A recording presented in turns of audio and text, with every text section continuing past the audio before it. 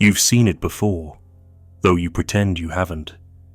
A gaze that pauses just a moment too long, not out of affection, but recognition. Not of you, but something ancient hiding behind your smile. You remember her, don't you? Not a woman, but a presence. She wore the shape of a girl once, in a dream you were sure wasn't yours. She stood at the edge of a forest made of bone and whispering leaves. She held a mirror not to your face, but to your name. And you couldn't speak. There's something in her eyes that makes you feel watched by your own shadow. Not judged, just seen. Entirely. And in that moment, a question rises that you've never dared say aloud. What does she see when you think you're hiding? Not your charm, not your strength, not even your fear. She sees the unclaimed parts, the son who never became the father, the king who still waits for permission, the animal buried beneath the gentleman's smile. You don't want to know what she sees, but you've always wanted her to see it. That's the curse and the key. Now look again, but slower this time. She sees it before you speak. Not your words, not your posture, but the crack between them. The tremble hidden beneath the confidence. The way you search her eyes not to meet her soul, but to confirm that yours still exists. And when you smile, it's not charm, it's rehearsal. She knows this, not because she reads minds, but because you wear a mask made of myth, and myths are her native tongue. While you reach outward, she listens to the parts of you that reach in. You think you're pursuing her, but in truth, you're running from the archetype you never became. She sees that. She always has. She's not looking for the man you perform. She's watching the man you abandoned. The one exiled to the unconscious because he didn't fit your idea of desirable. She catches him in the corner of your eye when you look away too quickly. In the hesitation between your sentences. In the way you flinch, not physically, but mythically when she gazes too long. That gaze isn't about her interest. It's an ancient flame calling the shadow to surface. And you feel it. The burn behind your sternum. The ache in your stomach when she says nothing at all. She hasn't touched you, but something in you is already unraveling.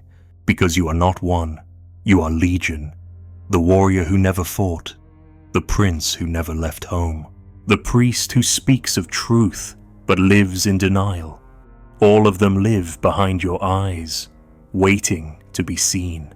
But you've confused being seen with being accepted. So you only let her see what you believe is lovable. And she sees that, too. The arrangement, the careful costume, the agreement to hide your chaos in exchange for admiration. But she doesn't admire men who hide their chaos. She waits for those who know it. What she sees is not weakness, it is fragmentation. Not fear, but falsehood. She knows the scent of the man who has met his monsters. He walks slower. He doesn't chase. His eyes don't beg. His silence doesn't seek approval. When he speaks, it isn't to seduce, it's to reveal. And this terrifies you, because what you call being seen is just another strategy, another performance, another mirror meant to show you as you wish to be. But her eyes are not mirrors. They are keys. To what? To the tomb you built around your unlived life. You forget that she is not just a woman. She is an axis of stories, ancient, primal, pre-verbal. When she looks at you, it is not her gaze alone. It is every feminine figure you ever projected onto her. The mother you sought to impress, the sister you learned to protect, the goddess you tried to pray into your bed, the whore you tried to punish for the pain of the ones before her. And underneath all that, the anima, your inner woman, exiled and disfigured, staring back at you through her face. You don't see her. You see your history, animated. But here is the wound, she knows this, and you don't. Not consciously. You feel drawn to her like gravity, but you don't know why. You say she's different, that there's something about her, but what you're really sensing is the mirror cracking. She doesn't reflect your persona, she dissolves it. You look at her and remember that your mask has weight, and suddenly you're tired, not of her, but of pretending to be the man you think she wants. She doesn't want that man. That man is predictable, safe, symbolically impotent. The man she sees beneath the surface is neither good nor bad. He is real, and he scares you because he cannot be controlled. He doesn't smile on command. He doesn't flatter. He doesn't seduce. He summons, and you've buried him beneath politeness, beneath knowledge, beneath performance. You've hidden him behind your achievements and your charm and your cleverness, but he's still there, and she sees him even when you don't, especially when you don't, because the anima does not look for the polished self, she looks for the abandoned king, and she will test you, not with words, with presence, with silence, with moments that feel like drowning, not because she is cruel, but because truth is suffocating to the false self. Her stillness will make you restless. Her knowing will make you flinch. Her laughter will sting, not because it mocks you, but because it bypasses your armor. You'll say you don't understand her, that she's vague, confusing, elusive, but it's not her that's hard to read, it's you who can't read your own myth. You've forgotten what story you're living. She hasn't, and that is what terrifies you most. That someone, somewhere, might actually see past the walls, past the roles, past the elaborate performance you call personality. You've spent your life mastering the script, but she isn't interested in your lines. She listens to the pauses, the places you hesitate, the tone that betrays the boy still begging for recognition. And when she smiles at you, really smiles, it's not because you impressed her, it's because, for a flicker of a second, your soul stopped hiding. You don't need her to see your strength. You need her to see your wound and not flinch. But you don't trust that she will. So you show her the hero, not the haunted, the protector, not the possessor, the speaker, not the silenced. But she is not fooled by polish. She is drawn to presence. And presence only arises when the inner war is no longer denied. You think attraction is chemistry, but it is alchemy, and alchemy only begins with a death. She is not here to complete you.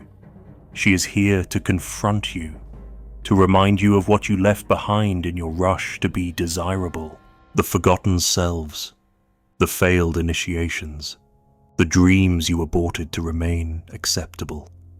You wanted her eyes to reflect glory. Instead, they reflect your exile.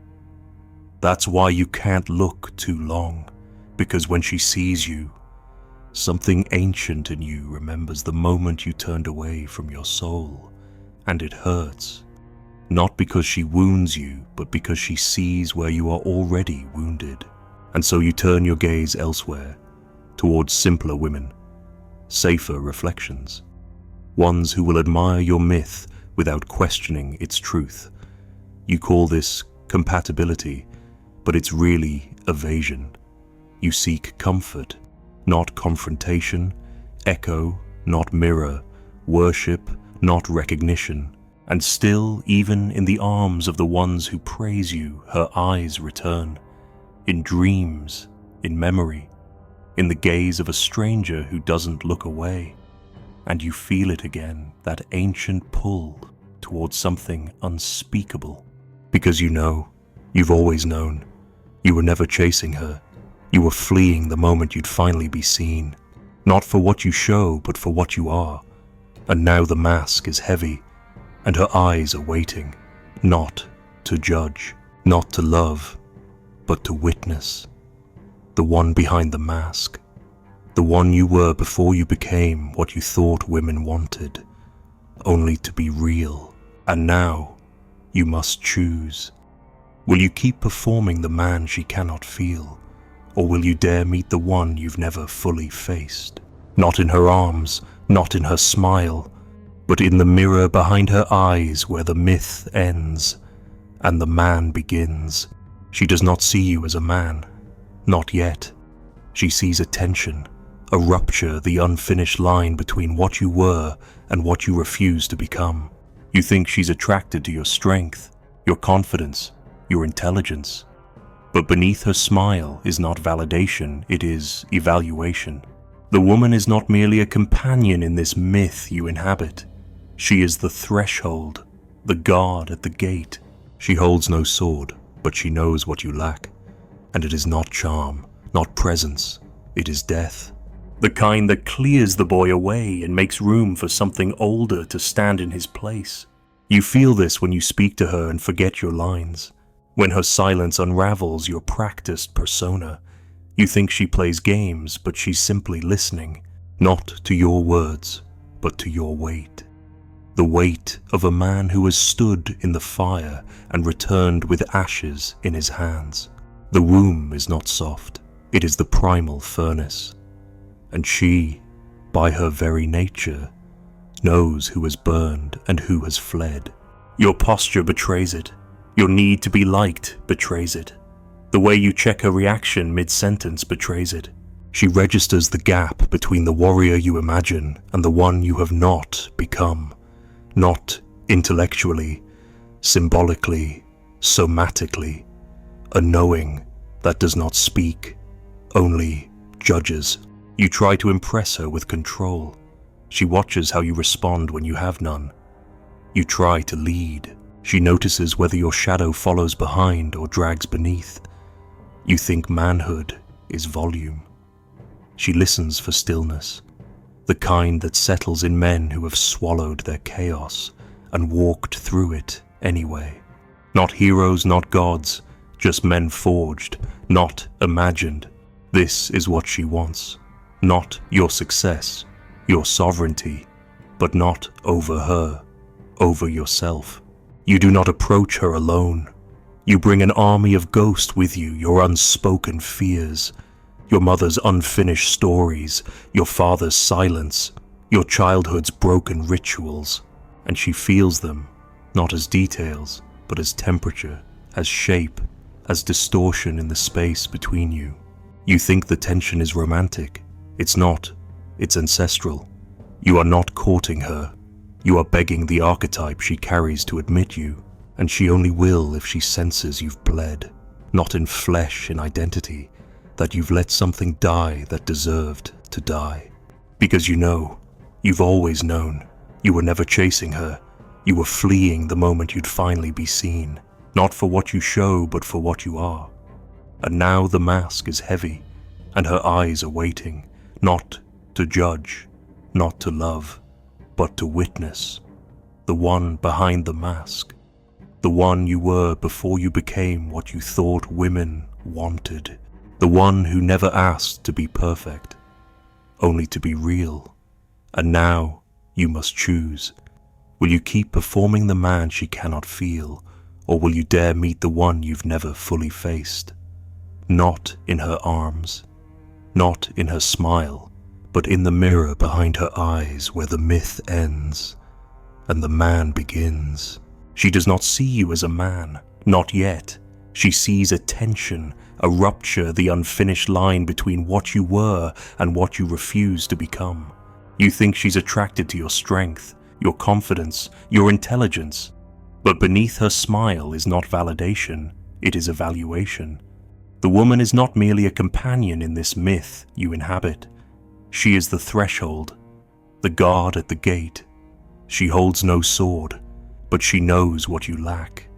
And it is not charm, not presence.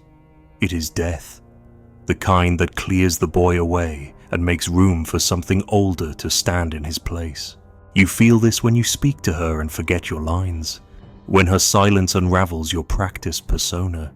You think she plays games, but she's simply listening, not to your words, but to your weight. The weight of a man who has stood in the fire and returned with ashes in his hands.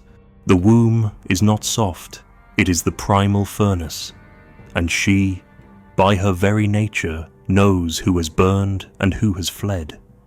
Your posture betrays it. Your need to be liked betrays it. The way you check her reaction mid-sentence betrays it. She registers the gap between the warrior you imagine and the one you have not become. Not intellectually, symbolically, somatically. A knowing that does not speak, only judges. You try to impress her with control. She watches how you respond when you have none. You try to lead. She notices whether your shadow follows behind or drags beneath. You think manhood is volume. She listens for stillness, the kind that settles in men who have swallowed their chaos and walked through it anyway. Not heroes, not gods, just men forged, not imagined. This is what she wants. Not your success, your sovereignty, but not over her, over yourself, your hunger, your ghost, your need to be approved by the feminine rather than possessed by your own depth. You do not approach her alone. You bring an army of ghosts with you, your unspoken fears, your mother's unfinished stories, your father's silence, your childhood's broken rituals, and she feels them, not as details, but as temperature, as shape, as distortion in the space between you. You think the tension is romantic. It's not. It's ancestral. You are not courting her. You are begging the archetype she carries to admit you, and she only will if she senses you've bled. Not in flesh, in identity, that you've let something die that deserved to die. You think she wants security. She does, but not the kind you can buy. She wants the security of knowing you've faced yourself. That the man speaking to her is not a fantasy clinging to approval, but a creature who has seen the limits of his own mask and shattered it without applause. You think she will love you more if you show no fear. But she does not trust the man who hasn't met his fear. A man who hasn't trembled is still pretending. A man who hasn't broken is still performing. A man who hasn't kneeled before something deeper than his desire is still a boy wrapped in armor. You say you want a deep woman, a feminine woman, one who sees you. But what you mean is one who sees your light and not your lack. And she can't, because every truly feminine woman is a priestess of the threshold. She knows how to test without accusation, how to wound with a glance, how to invite your collapse without saying a word. And that's what you fear. Not her power, your exposure. She doesn't challenge your words. She challenges your soul. She doesn't want to fight. She wants to witness. And the man who can be witnessed without trembling is rare, because he has died already many times. And every woman feels it when such a man enters the room. You think the test is whether you'll be chosen. It isn't. It's whether you'll choose yourself in front of her, whether you'll walk forward without needing her to soften first, whether your voice will carry not to dominate, but to stand. She watches how you hold contradiction, how you bear rejection, how you respond when she is silent, not warm, not inviting, just present. Because the feminine does not reveal herself to the needy, only to the dangerous. Not violent, dangerous. The kind of danger that comes from a man who no longer lies to himself. And she can smell the lie, the small ones, the ones you rehearse in secret, the way you posture your values, the way you hide your chaos in noble words. She's seen it all before.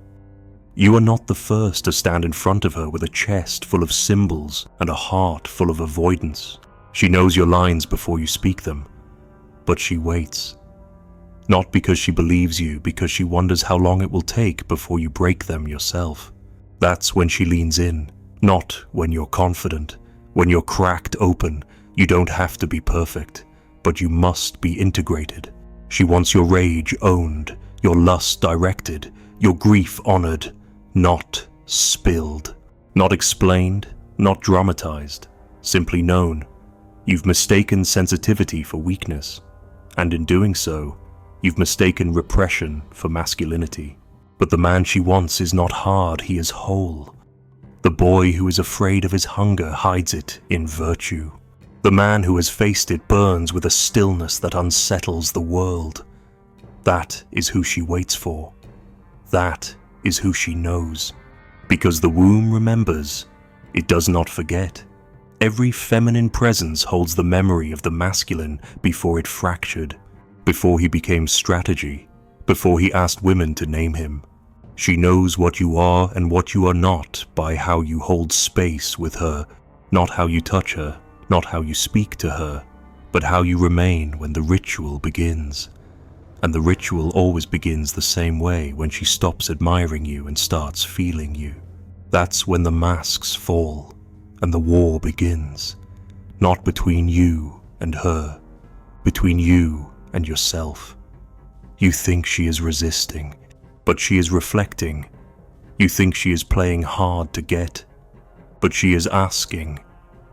Without words have you earned the right to enter the temple of the real, not her body, her essence, and most fail, not because they are weak, but because they are uninitiated. The modern man confuses conquest with presence, but conquest ends, presence expands. Conquest needs validation, presence needs nothing, and this is what she senses. The man who is not there to possess, but to reveal. So what you do? Nothing. That's what she's waiting for. Not action, not performance, but collapse. She wants the myth to die. She wants the warrior, not the weapon, the one who has no shield because he's no longer at war with himself. She wants the quiet storm, not the polished speech, the one who bleeds symbols, not ideas, who walks not toward her, but through himself until he is no longer waiting for her gaze to validate his worth. And if you fail, she will vanish, not out of cruelty, but because the feminine is allergic to lies. And every unintegrated man smells of deception, even when he's smiling, especially then. She might sleep with you, even admire you, but she will not open to you. That is sacred. That is reserved for the man who has died and returned. Not the one who tries to impress her with how alive he is, but the one who has met death and now breathes differently. She doesn't want to be saved. She wants to be safe in your presence. And she only feels safe when the warrior in you has returned from the underworld. Not a soldier, not a saint, but a soul who remembers what the fire is for, to burn away everything that isn't him, until only the bones remain. And in that silence, she will meet you, not the man she hoped you'd become, the one you were before you ever forgot. You think you want her, but it isn't her you chase, it's the collapse she promises. You want her to pull you apart. You want her to ruin you, not with cruelty, but with precision. Somewhere deep beneath your pride, your posture, your practiced wit, you crave to be undone. Because you have built a fortress out of mirrors, and every room reflects a man you never truly met. You pretend it's desire, lust, longing. But that's not it. What your body trembles for is annihilation, a spiritual dismantling. You want her to reach inside the cage of your persona and tear out the boy who still wears your name. Because you know, even if you never admit it aloud, that your becoming cannot begin until that boy is devoured. And she knows it. She can see the boy the moment you enter. He speaks before you do. He wants to be liked. He smiles too much. He adjusts himself in response to her temperature. He hides his uncertainty in logic, masks his hunger in politeness, and seeks her approval like a ritual he's forgotten the meaning of. He is not dangerous. He is adaptable, and she sees him with the quiet disdain that only a mirror can hold. Because she doesn't want a boy. She doesn't want to teach, or mother, or pretend. She wants the man who devours the boy before she ever arrives. The one who crawled through the fire of his own unmaking and didn't ask her to light the match. The animus in her is not subtle. It doesn't want conversation. It wants confrontation. Not with her, with you. With your fear, your shame, your scattered fragments still hiding under layers of performative masculinity. She is the storm that peels you back, and she offers no mercy. Because real mercy would be cruelty to the man you could become. When you stand in front of her, you aren't just standing before a woman. You're standing at the gate of death. Death of the image. Death of the game. Death of the mask. And what stirs in your stomach isn't just arousal, it's the terror of recognition. What you call chemistry is often the shiver of the soul when it senses a chance to evolve through destruction. She doesn't want your compliments. She wants your edge, not a weapon aimed at her, but a blade turned inward. She wants to see if you can hold your own contradiction without flinching, if you can stay still while your innocence is ripped away, not by violence, but by awareness, because in her presence you cannot lie, not to her, not to yourself. The feminine knows, always, not because she is wise, but because she is tuned to depth, tuned to absence, tuned to the tremor in your voice when your soul begins to stir beneath the mask. And when she looks at you, really looks, it isn't flirtation, it's dissection. She's asking, silently, without words, can you hold what you claim to be, or will you fold like all the others when the anima rises and begins to devour your illusion? The boy panics, he jokes, he changes the subject, he becomes louder, smoother, more charming. The man, if he is there, does not move, he does not react. He breathes because he knows that breath is the only anchor when the storm begins. And if he survives that gaze without begging, defending, or collapsing, then she begins to soften. Not before. This is the paradox that haunts you. You want to be seen, but you fear what will be taken.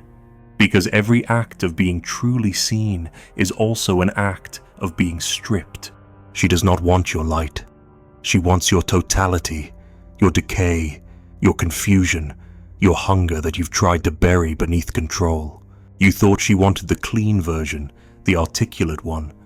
But what calls to her is the edge where you almost fall apart, where the boy grips the reins and the man takes them back. She wants to witness that war. She wants to see who wins. And the boy, he doesn't want to die. He will scream in 1,000 subtle ways. He will weaponize sensitivity. He will mask cowardice in spiritual language. He will say he respects women, but only so he can avoid the confrontation that would burn him into maturity. He will turn attraction into ideology. He will build sanctuaries of safety to protect himself from the terrible clarity of the feminine gaze. But it won't work, because she was never fooled. She doesn't want to be protected from your darkness. She wants to see whether you've met it and whether you returned with your spine intact. This is not romance. This is ritual. When she opens to you, she isn't offering her body, she's offering the threshold. And thresholds demand sacrifice, not of roses or words, but of falsehood. She will not take the boy into her. She will not open to a ghost wearing the costume of a king. She will wait. And if the boy insists on staying, she will vanish. Or worse, she will reflect. She will become the wound you refuse to own. She will mirror the chaos you suppress.